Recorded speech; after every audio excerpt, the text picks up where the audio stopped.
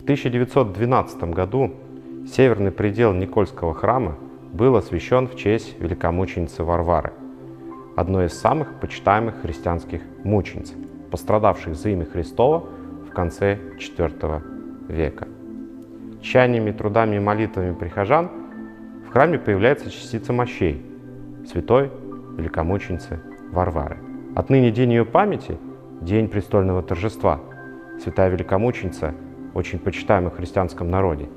Особо почитаема она была и священноисповедником Николаем, митрополитом Алматинским.